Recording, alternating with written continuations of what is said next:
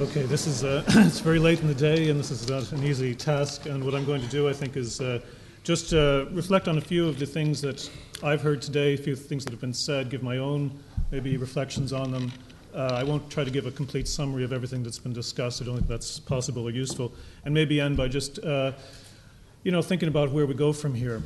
I do want to firstly congratulate Margaret and John and Michael for organizing a terrific event. This has been a wonderful day for the Humanities and Social Sciences in Ireland. It's also great to have this international gathering as well, so we hear the voices from other parts of Europe. And let's hope that this is the starting point really for an ongoing process of discussion, consultation, and debate. I think that's very necessary. So, and thank you to all the speakers. We've heard some wonderful speeches, both in terms of politics, the sort of political angle on this research that we do, but also Helen's wonderful talk, which reminded us of the kind of context in which we're having these debates and brought that kind of analytic rigor that we all admire and we all try to implement ourselves to the discussion.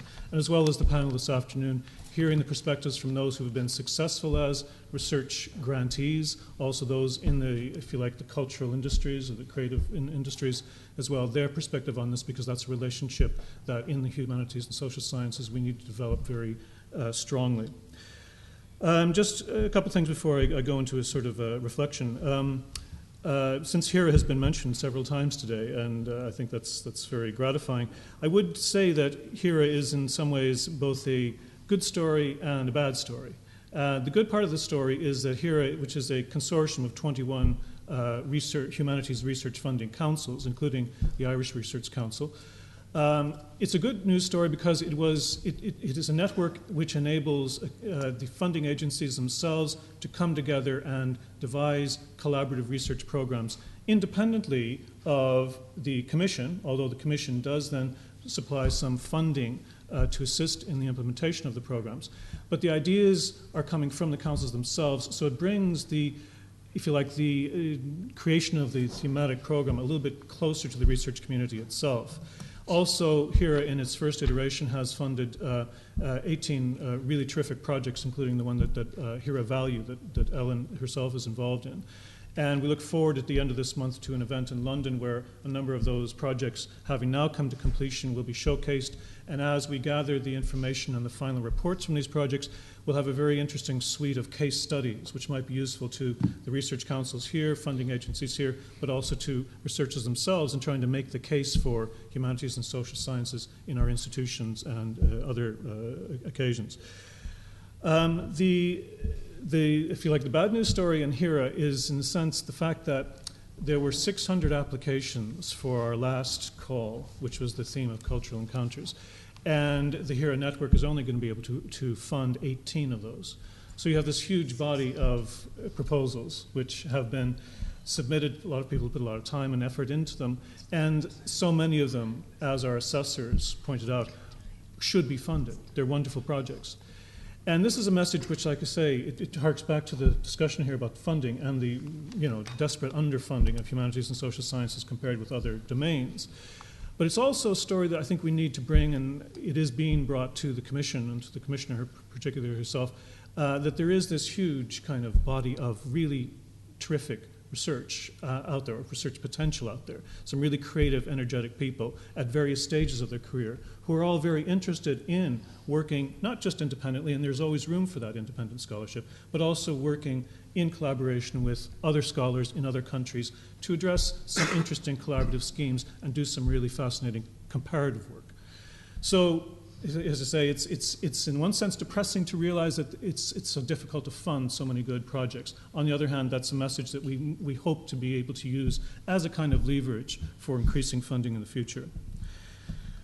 Just one last thing on HERA too. It was mentioned earlier this morning by Orla that there is a consultation process open that HERA is running through the Irish Research Council in this country, whereby we're inviting people to make brief submissions of ideas for inclusion in the Horizon 2020 program over the next 4 years. And some of those ideas which we're listing, we will also consider within the HERA network as possibilities perhaps for funding within HERA, as well as trying to feed them into the discussions at the Commission level for Horizon 2020. So it's a real opportunity. It's something which I think we feel very strongly. It's a way of involving the research community more directly in the business of designing thematic programs and trying to tap into some really interesting emerging ideas, especially those that might be coming from early stage researchers who are at the cutting edge of their fields. Okay, but just to say that deadline has been extended, as Orla said, till I think tomorrow or the next date. So if you haven't submitted something already and would like to do so, please do so. Go to the Irish Research Council website. Okay, but just in trying to, I suppose, pick up a few of the points that we've heard today, and I'll try to be brief here because I know it's getting late. Firstly, I think that we've heard from a number of angles the fact that we should not be apologetic or cynical or diffident about defining and asserting the value of what we do and why we do it. In one sense, the pressure to explain ourselves and to explain our outcomes and so on comes from external forces, and that could be new funding priorities or government policy developments or neoliberal ideological pressures, for that matter. But we can also take more control of these pressures, I think, and I think there are instances of that happening, which I'll refer to later on, and make them work for us, to our benefit and societies. We need to engage with these pressures. Now, one way to do this, and that's emerged at several points in the discussions today, is by defining and asserting our distinctiveness as humanities and social sciences. And we've been doing this today, and it's been done in numerous publications and reports, including some really excellent work done in the British Academy over the past few years, explaining and, in a way, trying to justify what the role of the humanities and social sciences should be. And I think that we can also make good use of the sixth challenge of Horizon 2020 now, under the headings of innovative, inclusive, and reflective societies, particularly that last term, reflective, which has come up in discussion several times today, and which does offer real opportunity and space for us, particularly in the humanities, I think, to engage in this larger scale research.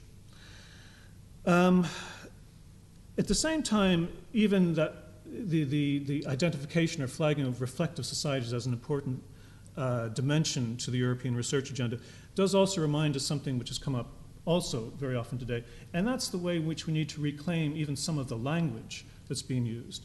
As humanities and social science specialists, we're very familiar with language. We know how language works. We know how it communicates as well as disables and elides things, obscures things.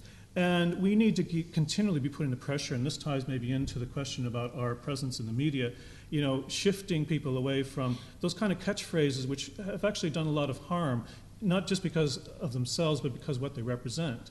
Catchphrases, I think, in a national context, perhaps like Ireland Inc., or even that concept of smart economy, which Orla alluded to earlier on today, shifting that to the notion of smart society.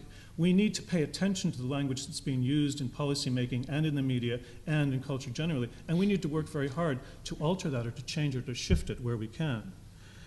One of the terms which has come up and is clearly on the agenda for the European research programs is the word innovation, and that's something we've heard about a lot today. It's also a term we need to reclaim very strongly in the humanities and social sciences.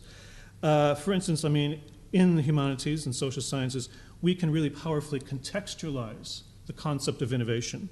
We can see it. We can see examples of it in action over thousands of years, a huge time span, and in multiple forms.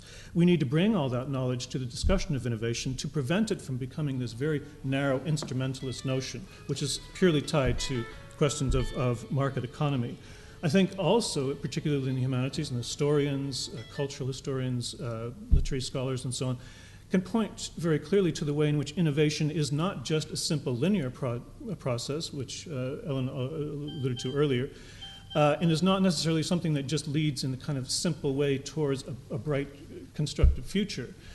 Innovation always comes at an immense cost. It has huge unsettling and disruptive effects. If you think about the innovations that came with the development of technology in the Industrial Revolution and the social costs of that, or the innovations associated with modernism and the disruptive effect that had on aesthetics and culture, or the innovations that came in terms of the scholarship of the 17th and 18th centuries, devising and formulating new ideas about society and about government, which had tremendously revolutionary, literally, effects on European and global society after that. So this idea of innovation is something we should, I think, be very much latching onto and trying to make it work for ourselves by showing that innovation is something, yes, it's been right through history, but its effects are not simple and they're not always something that's tied into a kind of linear model of the sort that we often find politicians and economists using. We also need to assist in the broad process of shifting the focus of our political and economic discourse, I think, away from short-term problem fixing, which is very often what research programs are about. But we need to shift it to perhaps include that, but also to articulate a wider vision of society. And I think, we need, as our President Higgins has recently done in the European Parliament, to reactivate a certain rhetoric around terms such as citizenship, societal health, responsibility, trust, dialogue, values, ethics, vision. Perhaps this is something that Pader was kind of pointing to earlier on today. We need to sort of ask the question, what is the kind of society we want? Because it's on that basis, the way in which you answer that question, that policy ought to be formulated. And formulating social vision, and this is where we come in, especially in HSS, requires a deep understanding of the past, an understanding of human motivation and behavior, an understanding of cultural dynamics, an acknowledgement of the power of belief and value systems, in fact, all the things that we take as the objects of our own research. And given this, HSS could never be considered as simply an add-on or supplement to the mainstream research programs of any country or any sort of funding entity. In fact, in our investigation of those meta-questions that underpin scientific method and human decision-making, you could say that HSS is the very bedrock of all knowledge and understanding, and that's a message we need to keep on reiterating. I also think, and this is a term that's come up quite a lot today, the question about instrumental versus intrinsic and so on, and I do think there's still a way that we could claim that term instrumental by simply trying to change the way in which it's understood. Instrumental shouldn't simply mean the immediate impact or immediate outcomes, but something that allows us, that we understand that all research is instrumental in some way, has some kind of outcome. It's just that the outcomes may go beyond or beneath immediate economic or political value and may not be clear for some time. And it's true that some of our research does have immediate and tangible value, and we have case studies that point to the economic value of cultural industries, publishing, the various kinds of things, and Helen alluded to some of them earlier. But we also need to keep reiterating that the impact of our research is frequently deep and wide on a scale not captured by the cycle of markets, for instance. And this includes, and these are things that have come up today, our impact on education, on the testing and forming of habits of thought, our impact in stimulating curiosity, providing models for critical thinking and reflection, and encouraging dissatisfaction with orthodoxy. In other words, it's not just the knowledge we create that matters, it's the way that we create this knowledge that's important. And, I'm not sure that it's always helpful to make a distinction, therefore, between instrumental and intrinsic. I think we have to just widen the way in which instrumentalism is understood and see it as something that has all of that richness and depth and challenge that we can bring to it. I also think that we need to be a little bit careful, especially in the humanities, about a kind of illusion that comes sort of, I suppose, an identification of humanities or the value of humanities scholarship with culture and culture production. And it's true that, in our scholarship we do have very strong links, and some of them have been outlined today in the virtues of those, with culture and cultural industries.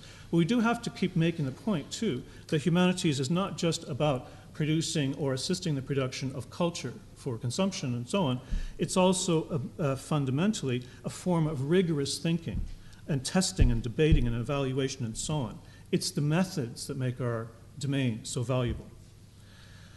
Okay, but one point just before I wrap up too, I think a lot of the discussion about disciplines and interdisciplinarity and so on, I think that one way of thinking about this is to say that, in trying to encourage interdisciplinarity, which I personally think we should be doing, it doesn't mean that you abandon disciplinary focused research because, I mean, it might sound trite, but it's actually true in a very fundamental sense. You can't have interdisciplinarity without disciplines. So there has to be a double approach to this, to foster the flourishing of disciplines, but also to create the structures, enable a space in which those disciplines can come together when necessary or when it proves productive or useful. And I think that we have a real opportunity here in Horizon 2020 to really engage in interdisciplinarity in a very fundamental way. We should be at the table when people are discussing climate change, health, energy use, and so on. We need our perspectives to be there. What we have to be careful about is that our perspectives are just seen as add-ons or sort of supplements, or we're just there out of politeness. We have to be there in a real form of engagement, which is going to be challenging to us because we're going to have to listen to the researchers in other domains, in the sciences and engineering, technology, and so on. They're also going to have to listen to us. But I think if that can happen, we could have some really exciting and interesting and new forms of research. In other words, to me, Horizon 2020, if it's going to achieve something, is not going to be just about the actual results of the research projects. It's going to be about how to model interdisciplinary research in a really, truly powerful and productive way. And I think that might be the great achievement of that program when it finally comes to a conclusion, if that can be done. But I think our challenge in the Humanities and Social Sciences is to step up to that and really try to work hard on it. And in a practical sense, I think we need assistance too. I think we need assistance at the commission level. We need assistance at national funding agency levels to enable our researchers to get used to that kind of work and to make the contacts with researchers in other domains so that we can find the right ways of working together as well as discovering the challenges and trying to deal with them. Okay, so finally, I think all of this is great talk, and we've heard some wonderful affirmative statements from the commissioner, which was wonderful to hear what she had to say today, from the minister. We're all used to saying affirmative things to each other about the value of what we do and why we think it's important, but we also need to translate all of this into action, and I think that's the next important step and the thing that can come from this. You know, we need to be making our case at all sorts of levels, the universities, funding bodies, the political realm, cultural institutions, the media, the wider public, but we also need to be, finding ways in which we can join up and collectively make the case, because we do represent the largest number of researchers in Europe, and yet we have the least funding if you consider it domain-wise. And we also have perhaps the most fragmented voice, not that other domains aren't fragmented to an extent, but I do think it's an issue sometimes when the Commission is looking for somebody to represent the humanities. They're not quite sure, at least this is what they say, they're not quite sure who to go to. And I think that out of this, too, we have representatives today from various kinds of funding organizations and agencies. There are things like the new initiative here in Ireland, which Patrick has very helpfully described and which is in your pack, an Irish Humanities Alliance, linking up with the Research Council, linking up with Science Europe, linking up with other kind of organizations in order to formulate some common strategies and collective action. I think that's the way that we can progress. And I do think that it's not just pie in the sky. When the first version of Horizon 2020 was published, it didn't include reflective societies. That was included in the work program because of lobbying from a coordinated action of humanities and social science scholars and organizations. So collective action does actually have an impact, and that's something that, however difficult it is, time-consuming, energy-intensive it is, it's something that does yield results and something we should be trying to do. Okay, but I know the time is up, and I just wanted to again thank everybody for being involved. Thanks to the organizers. I think it's been a terrific day, and I hope that this will be, as I say, the starting point for a much longer and wider discussion. Thanks.